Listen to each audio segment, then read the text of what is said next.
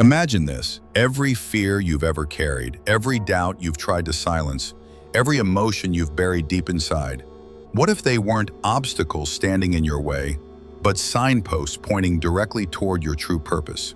What if the very parts of yourself you've rejected are actually the hidden keys to unlocking who you were always meant to be? This is not just philosophy. This is not abstract theory. This is the human journey, the struggle we all face between the image we show the world and the hidden parts of ourselves we try to deny. And today, we're stepping into one of the most profound ideas in psychology and philosophy, Carl Jung's concept of the shadow. Carl Jung, one of the pioneers of depth psychology, believed that inside each of us lives a hidden side, a collection of thoughts, desires, and traits we push away because we fear they're unacceptable, shameful, or too painful to face. He called this hidden self the shadow. But here's the paradox. The shadow is not just darkness. It is energy. It is possibility. And within it lies the map to your deepest purpose, your truest self, and your greatest freedom. By the end of this journey, you won't just understand what the shadow is. You'll discover how embracing it can reveal your life's purpose, ignite your potential, and connect you more deeply with yourself and the world around you. So stay with me, because what you're about to uncover may change the way you see yourself forever. As the God says, he has succeeded who purifies it, and he has failed who corrupts it. From the very beginning, our tradition teaches us that the journey of the self is not about ignoring what is within us, but purifying it. Yet most of us do the opposite. We hide, we suppress, we bury the parts of ourselves we fear. From the moment we are born, we begin learning what parts of ourselves are acceptable and what parts are not. As children, we test the waters. We express anger and we're told, and don't be so aggressive. We cry and we hear firmly, stop being weak. We shine with confidence and someone says, disapproving, don't be arrogant. Slowly, piece by piece, we are trained to hide the raw, unfiltered sides of who we are. Society rewards conformity, not authenticity. It tells us to be polite, to be agreeable, to keep our negative emotions tucked away. Parents, teachers, even friends, often without meaning to, become the first mirrors that reflect back the message. This part of you is not welcome. And because as children our deepest need is love and belonging, we quickly learn to banish those parts into the shadows of our mind. Carl Jung described this as the creation of the persona, the mask we wear for the world. It is the polished version of ourselves, carefully shaped to be accepted, admired, and safe. But behind that mask, hidden away, grows the shadow. All the parts of us that didn't fit the mold, all the feelings we weren't allowed to express, all the instincts we thought would make us unworthy. The shadow forms silently, almost invisibly, and the more we push it down, the more it takes on a life of its own. Think of it like trying to hold a beach ball underwater. You press down with all your strength, determined to keep it hidden beneath the surface. But the harder you push, the more pressure builds. And eventually, sometimes in a sudden outburst, sometimes in subtle, destructive patterns, the ball explodes upward with even greater force. That's how the shadow works. When denied, it doesn't disappear, it leaks into our lives in ways we don't understand. An unexpected burst of anger, a jealous comment you regret, an irrational fear that holds you back, or even the nagging voice of self-doubt that whispers when you're about to step forward. These are the fingerprints of the shadow, quietly shaping your choices and your relationships. Jung believed that the shadow gains its power from being unconscious. The less we acknowledge it, the stronger it becomes. In fact, he suggested that much of the suffering we experience in life, our repeated mistakes, our conflicts, our addictions, are the result of trying to silence or outrun the very parts of ourselves that most need our attention. But here's the paradox. What we bury is often what we need most. The anger we repress could be the fire that fuels our courage to set boundaries. The envy we deny might reveal the dreams we secretly long to pursue. The fear we run from could be pointing to the exact place where our growth awaits. Yet facing these truths isn't easy. To turn toward the shadow requires courage. It requires us to question the masks we've worn for years, to ask ourselves uncomfortable questions. What am I hiding? What parts of me have I judged as unworthy? What have I convinced myself I must never feel, never show, never admit? The shadow is not polite.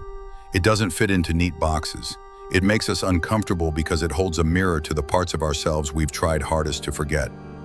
But it is only by turning toward this mirror that we begin to glimpse the deeper truth, that the shadow is not here to destroy us. It is here to complete us.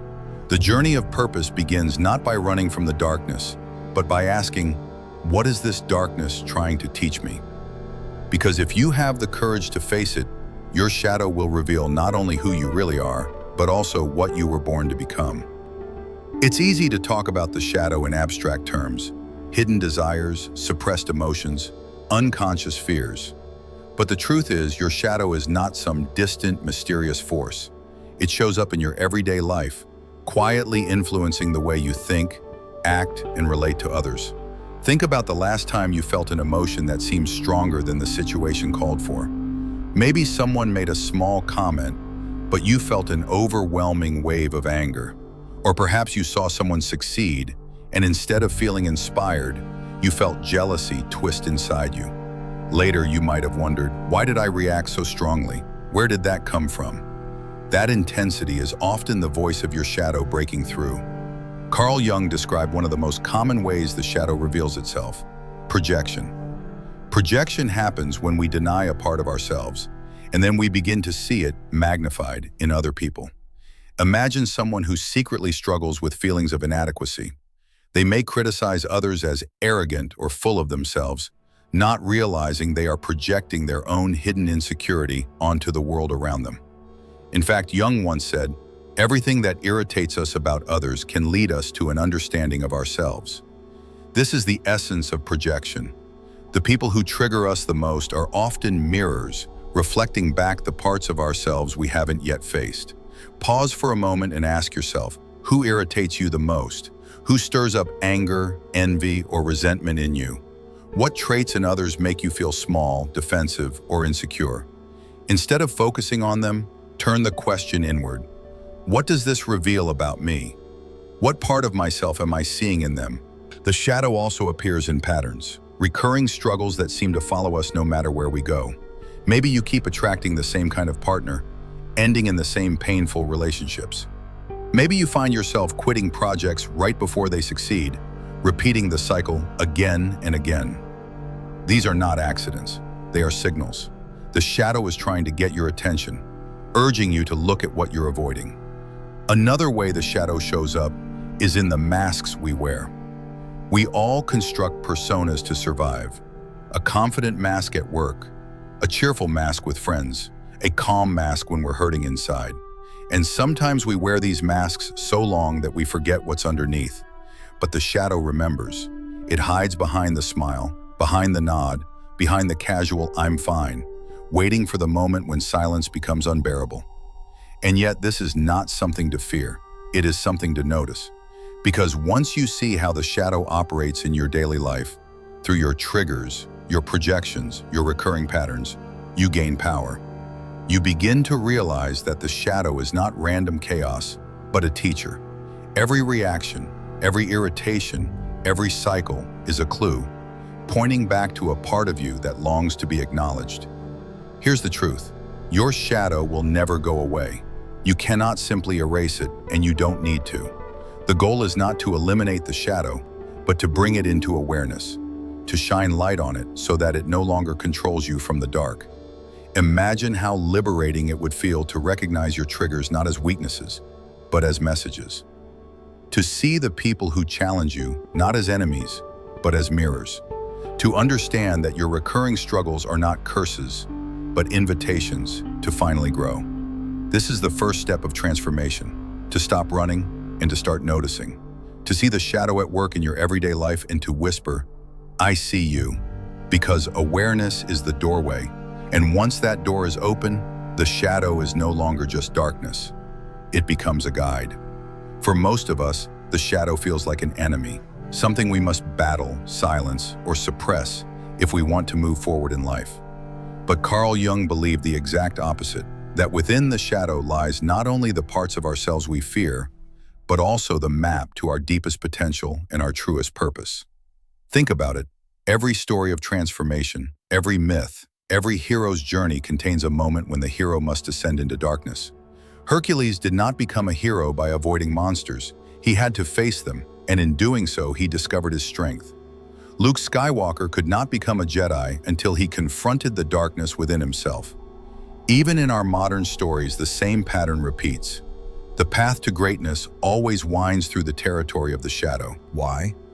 Because growth is not born from comfort, it is born from confrontation. It is born from those moments when we come face to face with what we fear most: failure, rejection, inadequacy, shame, and discover that hidden within those fears lies the very thing we need to become whole.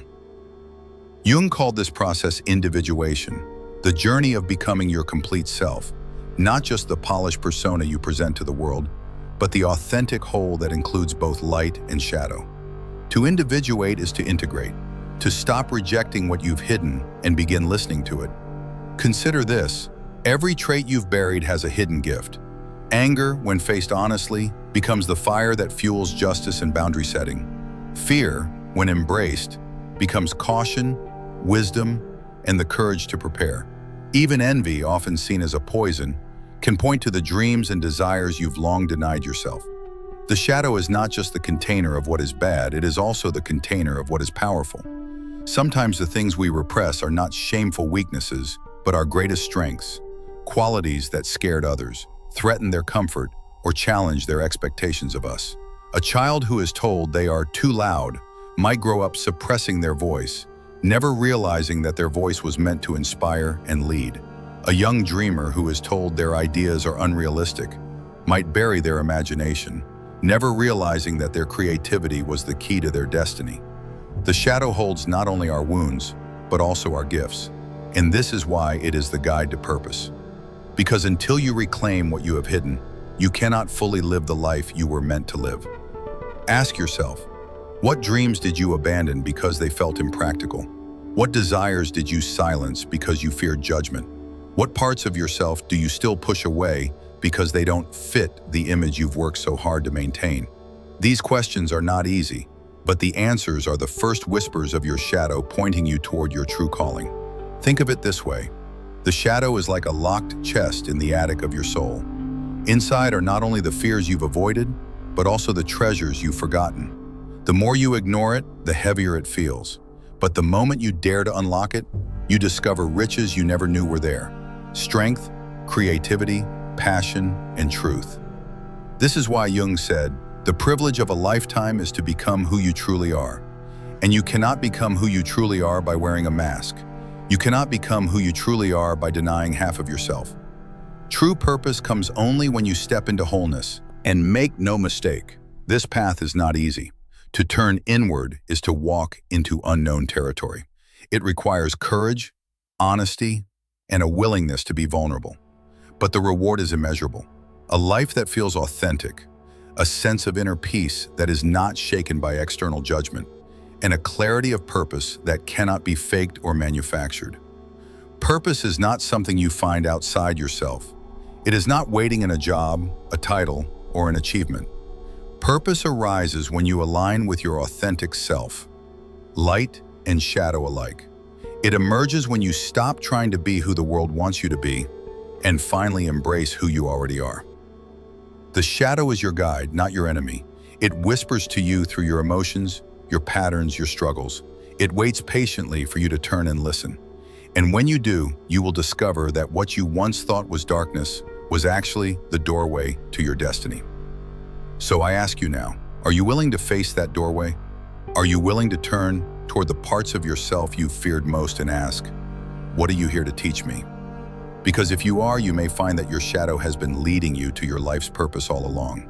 Understanding the shadow is only the beginning. Awareness without action is like opening a door, but never stepping through it. Jung believed that the true transformation begins when we don't just recognize the shadow, but when we integrate it, when we bring it into the light of consciousness and weave it into our daily lives. This is the bridge between theory and transformation, shadow work. So how do we begin? The first step is awareness. Pay close attention to your emotions, especially the ones that feel overwhelming or disproportionate. Think about the last time you reacted strongly to something small: anger that felt too sharp, fear that seemed too intense. envy that surprise you. Those emotions are not random, they are signals.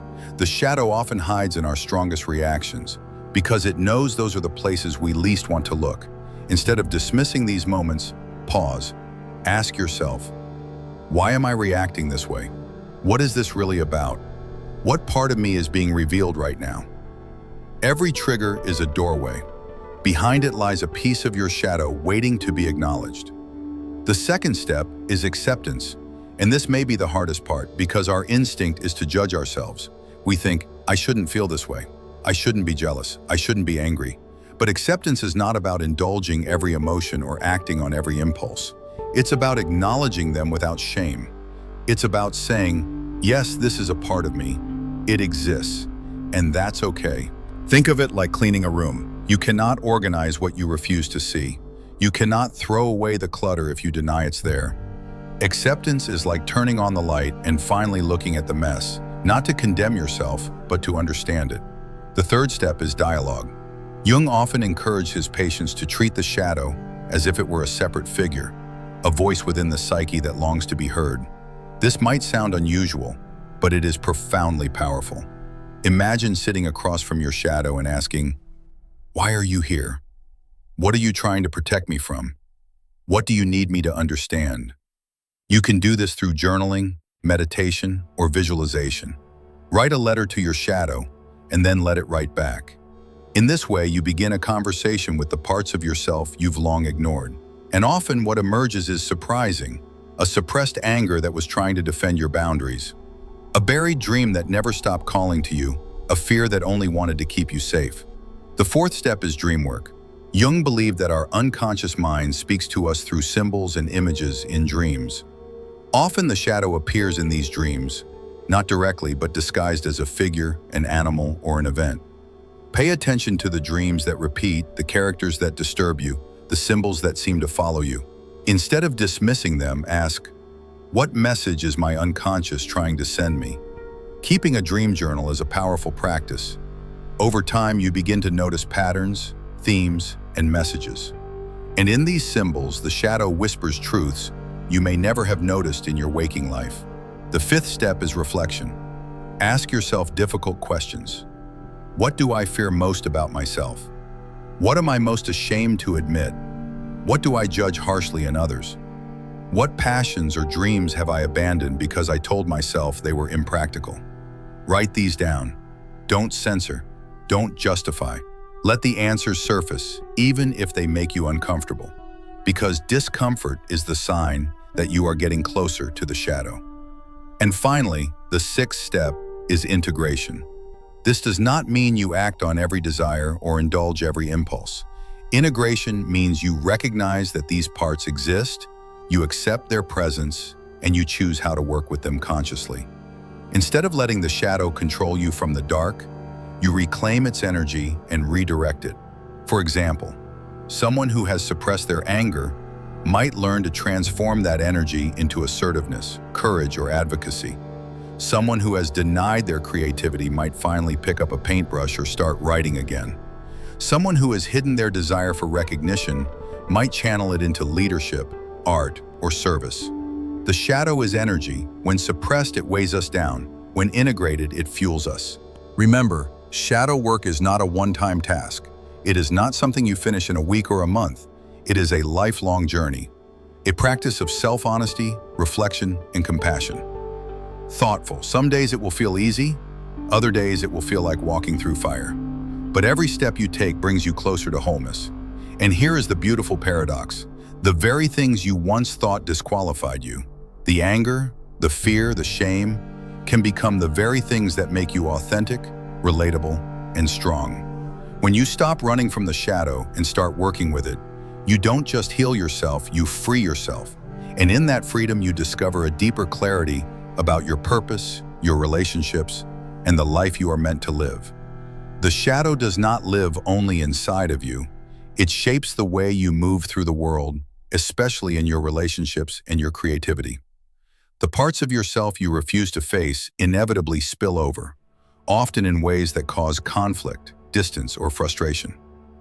Think about your relationships. Have you ever noticed that you keep clashing with the same type of person? or that the same argument repeats over and over again no matter who you're with? Thoughtful. These are not coincidences, they are mirrors. Jung believed that relationships act as reflections of our unconscious. The traits we resist in others are often the ones we have not yet accepted in ourselves. Perhaps you criticize someone for being selfish. Yet deep down, your shadow holds a part of you that longs to prioritize your own needs. Maybe you resent someone's confidence, when in truth, your shadow is holding back your own desire to step into the spotlight. Until you recognize these patterns, you'll continue to repeat them. But once you see them for what they are, messages from your shadow, you can shift from conflict to growth. The same is true for creativity. The shadow is not only the container of our fears and insecurities, it is also the wellspring of our deepest potential. Every ounce of energy you spend suppressing the shadow is energy that could be channeled into creation, art, innovation, or service. History is filled with examples of people who turned their struggles into masterpieces. Frida Kahlo painted her pain into works of raw beauty. Martin Luther King Jr. transformed his righteous anger into a movement that reshaped history. Their greatness did not come from ignoring the shadow. It came from engaging with it, transforming its energy into purpose. Thoughtful. Ask yourself, what passions have you buried because they felt too risky? What dreams have you silenced because they seemed impractical? What talents have you hidden because you feared judgment? These too are parts of your shadow, and when you embrace them, you reclaim not only your authenticity, but also your creative power. Here lies the truth. The shadow is not a prison, it is potential. It is the dark soil in which your greatest gifts are planted. The more you run from it, the more those gifts remain buried. But the moment you begin to integrate it, you open the door to deeper relationships, greater creativity, and a life aligned with your true purpose. Until now, we've explored the shadow as something deeply personal, shaping your emotions, your purpose, your creativity, and your relationships. But Carl Jung believes something even more profound, that the way you deal with your own shadow is not just about you, it is about all of us. Every human being carries a shadow, and when those shadows remain unacknowledged, they do not simply vanish, they leak out into the world. The anger we suppress shows up as cruelty toward others. The fear we bury becomes suspicion and prejudice. The envy we deny turns into resentment and division.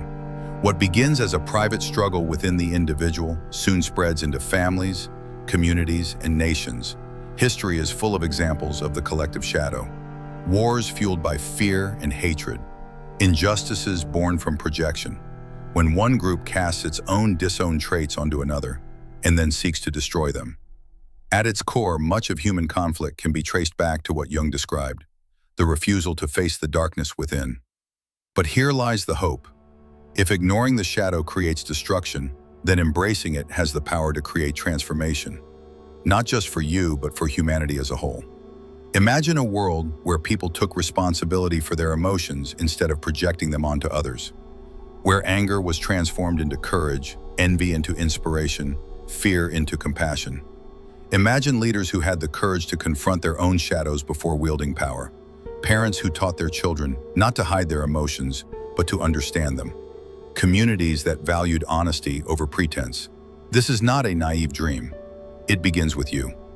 Jung spoke often of the collective unconscious, the vast shared reservoir of human experience. When one person takes a step toward individuation, toward wholeness, that step ripples outward. Your courage inspires others. Your authenticity gives others permission to be real. Your compassion softens hearts around you. Think about the people in your own life who changed you the most.